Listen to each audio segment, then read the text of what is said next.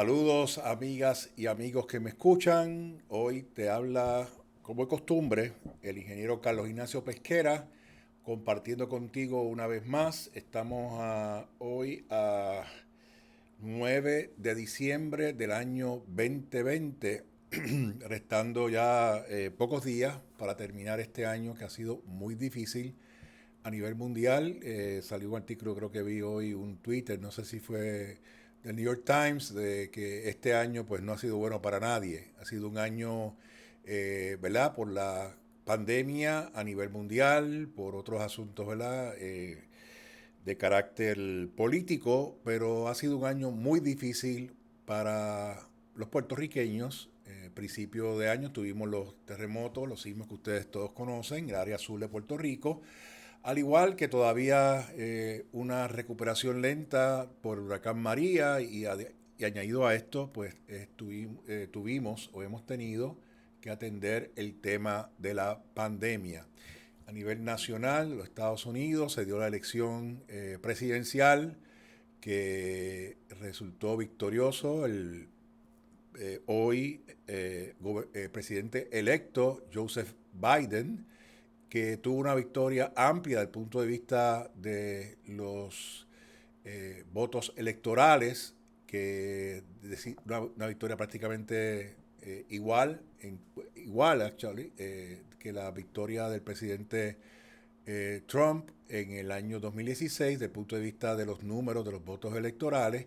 Y aún así, un presidente totalmente desarticulado, unhinged, que es la palabra que se utiliza en Estados Unidos para clasificarlo, no ha aceptado aún su derrota electoral y pretende continuar haciendo una serie de señalamientos públicos y eh, demandas en las cortes, ¿verdad?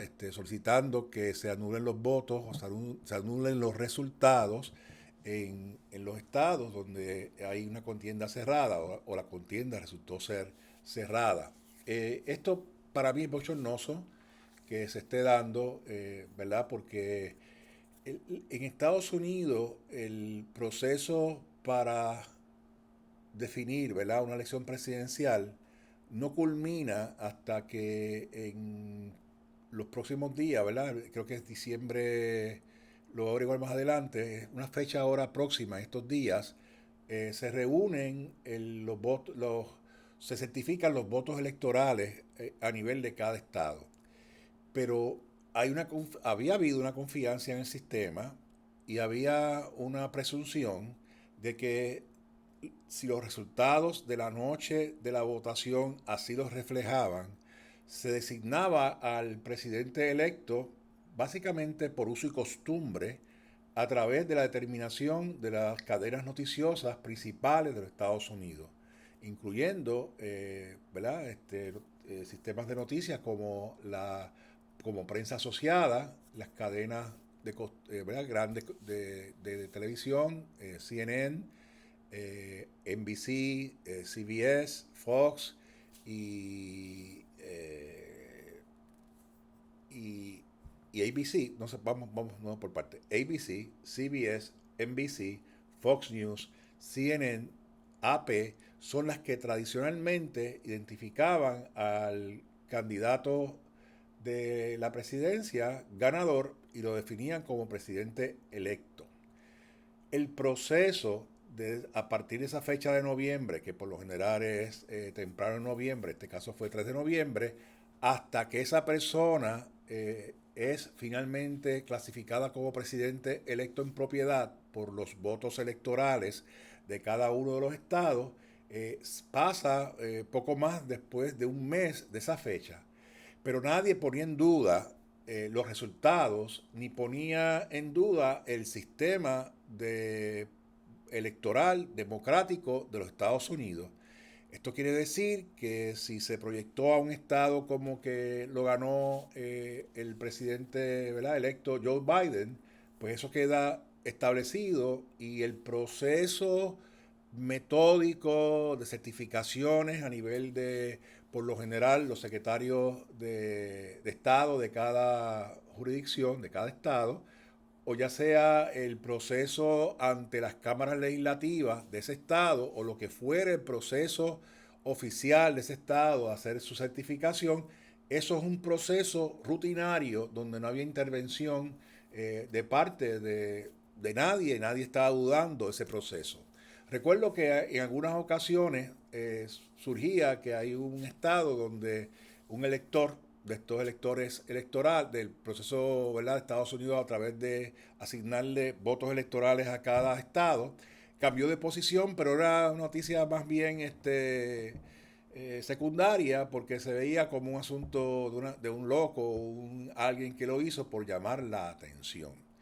Sin embargo, en esta ocasión, Trump viene con esa teoría de que estas elecciones iban a ser viciadas, que iban a ser su candidatura iba a ser derrotada por trampa, alegando, ¿verdad?, que en los sitios donde se congregan los votos de los afroamericanos iba a haber algún tipo de robo de votos que le iban a causar su derrota en estos estados que se llaman, que son estados swing states o estados que son los que deciden finalmente la elección presidencial. Así que Trump comenzó, previo a las elecciones, una campaña de decir, acepto los resultados siempre y cuando no haya trampa. Y la trampa la define él mismo, y básicamente en todos los estados donde fue derrotado, que decidían la elección porque podían ir para un lado o para el otro, pues entonces él lo definió como que fue robado y comenzó una serie de protestas que, desde el punto de vista legal, ¿verdad?, unas reclamaciones legales que al final no han dado resultados, que permitió mantener su base viva, la base de su base electoral, recaudar millones de dólares que han sido gastados en parte por estos procesos de revisión, ¿verdad?, en corte y algunos casos de recuento. 3 millones le costó el recuento, creo que fue en Georgia, que fue caprichoso y al final Biden sacó más votos. Así es que se ha creado todo este panorama, ¿verdad?, todo este ambiente de dudar el sistema democrático de los Estados Unidos, que depende principalmente de esa confianza del sistema. Aquí en Puerto Rico tenemos un sistema, ¿verdad?, un tanto distinto, un sistema local específico para Puerto Rico. Hay una ley electoral que todos conocemos, se certifican los ganadores, se hace recuento, están todos establecidos los protocolos que se van a seguir y básicamente pues la confianza del sistema es en lo que vemos nosotros que ocurre cada año a cargo de la Comisión Estatal de Elecciones, que en algunos casos pues creamos dudas, se crean dudas, pero al final el proceso está mucho más determinístico que el proceso de los Estados Unidos, que depende de algunas veces de cosas que son protocolares, formalismos, pero si no se pone entonces a mirar el detalle de la cosa, puede ver que cada momento puede haber una protesta, ¿verdad? Un levantamiento, un señalamiento, y es que entonces Trump empieza a decir que el gobernador del estado no acepta los resultados que le recomienda el presidente, ¿verdad?, el secretario el secretario de Estado de su estado, y después también quiere que las cámaras legislativas que normalmente reciben esos resultados y los aprueban, lo avalan, también ejerzan su opinión en contra de los que votaron en ese proceso democráticamente en las urnas. Así que se crea toda esta bola de humo, de desconfianza en el sistema, y pretendiendo confundir a la población de los Estados Unidos cuando en efecto lo que ocurrió fue un proceso idéntico al que ocurrió en el 2016 y a todas luces mucho mejor llevado a cabo porque se han hecho unas inversiones importantes en los sistemas eleccionarios a nivel de los estados que garantizan que los votos cada vez son más fieles a la voluntad expresada por los electores en las urnas. Así es que todo esto es como una cosa extraña que se le ocurre a esta persona. La razón, obviamente debe haber una primaria, pero no se sabe por qué debe ser la primaria, en el sentido de que no tiene probabilidad alguna de prevalecer, que es tratar de prevalecer finalmente como presidente electo, pero más aún para mí es creando este andamiaje económico para crear unos fondos que en inglés se llaman slush funds, que son fondos discrecionales de un candidato que los generó a través de aportaciones de sus seguidores, pero que el uso de esos fondos es más amplio que sencillamente una defensa de su candidatura, ya sea a través de reclamos de recuentos o reclamos judiciales. Así que Trump va a quedarse con esta secuela de dinero. Trump básicamente es un fracaso, pero es un fiasco. Es un fracaso, pero también lo que quiere decir que es un fiasco. Y lo que pasa es entonces que él necesita de este dinero para no gastar dinero propio, para hacer unos esfuerzos que al final son los que él quería hacer originalmente cuando corrió el 2016, que era crear unas expectativas, crear una imagen y establecer negocios a través de esa candidatura. Para él salió electo. eh, Melania lloró de manera inconsolable y el pueblo de los Estados Unidos recibió al peor presidente de su historia. Actualmente todavía eso no está totalmente legislado por este seguimiento de estas personas que no se entienden, pero está ahí. Así es que el Trump lo que está haciendo es tratar de convertir su salida en una oportunidad económica para su beneficio, para seguir manteniéndose hábil en la discusión pública y tratar de mantener una supuesta candidatura para el año 2024. Mi opinión personal es que a él le va a caer encima la derrota en su momento, muy probable el propio día 20 de enero del próximo año, ya estamos escasamente poco más de un mes, y va a comenzar a salirse de su, ¿verdad? Lo que hace siempre, pero ya sin el foro importante de la presidencia, le van a caer encima todas sus obligaciones financieras que de cierta forma se posponen mientras está en Casa Blanca, se le hacen ciertas concesiones, ¿verdad? A los bancos, etcétera, pero pronto todo eso va a llegar al momento de definición y va a haber entonces que él afrontar su realidad, va a aumentar de peso de forma descabellada, va a hablar de locura, va a tener el pelo, se le va a formar el revoluz que se le deforma todos los días, pero sin la atención de Casablanca. Así que más bien para mí anticipo, y esta es mi opinión obviamente personal, que la figura de Trump va a desmerecer pronto de una forma vertiginosa. Y él va a hacer los intentos con sus hijos, que son unos similares vendedores de carros usados igual que él, para tratar de hacer un esfuerzo económico para sustituir lo que un momento fue el programa de Apprentice, que le dio dinero en efectivo para poder subsidiar o subsanar las pérdidas gigantescas económicas en sus negocios principales. Trump también tiene una serie de propiedades que no tienen razón de ser, nunca han sido, ¿verdad?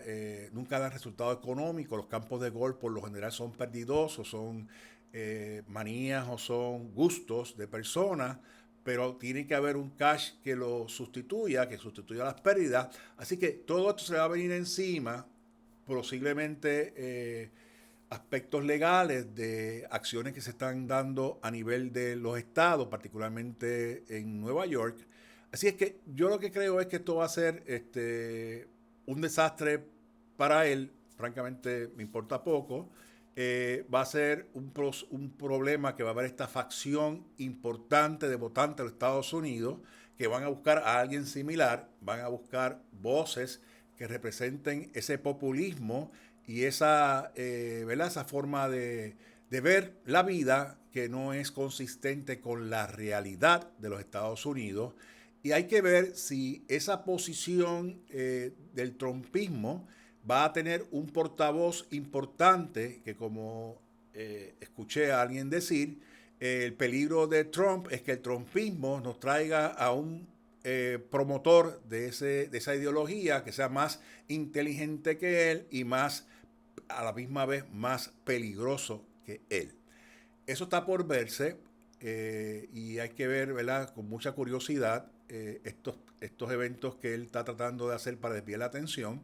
Supuestamente en el día de la inauguración del presidente en ese momento Biden, él va a hacer una actividad alterna que francamente es una falta de respeto. Yo no sé si se va a atrever a hacer eso por la diferencia que puede tener en asistencia, aunque él es capaz de hacer la actividad sin preocuparle las medidas ¿verdad?, de distanciamiento social y de protección contra el COVID, mientras Biden va a tratar de hacer una actividad mucho más sosegada, mucho más consciente de lo que está ocurriendo. En fin, esto es una comedia que no le hace bien a los Estados Unidos.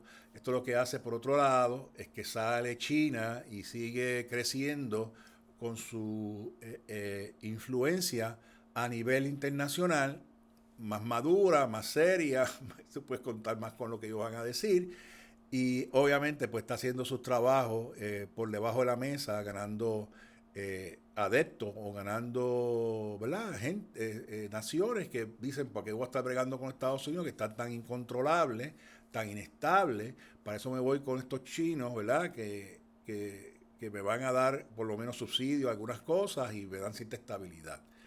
Eso va a depender significativamente con la forma en que se proyecte Biden a nivel de presidente. Biden ha hecho unos nombramientos, algunos muy buenos a mi modo de ver, otros pues no sé por qué se meten en esos líos, por ejemplo, nombrar a un ex general para ser el secretario de la defensa cuando hay unas provisiones donde es una posición para un civil y es una posición que si la va a ocupar un militar tiene que haber una dispensa si la persona fue retirada o estuvo en servicio 7 años o menos. Hay que pedir una dispensa. Se pidió una dispensa para Mattis y se va a pedir una dispensa para este militar. Sería para mí contraproducente entrar en esa discusión, en esa controversia sin necesidad, cuando tienen que haber personas del sector privada, que no son del sector militar, que puedan ejercer esa función a cabalidad. De hecho, se hablaba de que esa posición la ocupara una mujer. Hay otros nombramientos, como el de Becerra para secretario de Salud a nivel federal. Pero nada, veo unas ciertas nombramientos que considero que son buenos, pero otros lo veo que está tratando de complacer a todo el mundo a la misma vez, y hay veces que es difícil de ser exitoso tratando de estar siempre por el medio del carril. Así que veamos a ver qué ocurre. Biden, por un lado, suena consistentemente precavido, cauteloso. Trump arriesgado. Hay que ver si ese comportamiento permea después de la presidencia, o sea, cuando esté como presidente a partir del 20 de enero, y comienza a demostrar un liderato que pueda penetrar más allá de sus seguidores base del presidente Biden en ese momento. Así es que vamos a ver qué ocurre. Aquí a nivel local, pues ya se dio básicamente la certificación de las candidaturas que prevalecieron. Estamos en la fase de transición de los gobiernos municipales y el gobierno estatal. Vamos a ver qué ocurre. Así que vamos a terminar con esta intervención. Hace tiempo que no hacía un programita. Para mí siempre es un gran privilegio poder compartir con ustedes en esta transmisión. Vamos a darle a la parte final y agradeciendo a ustedes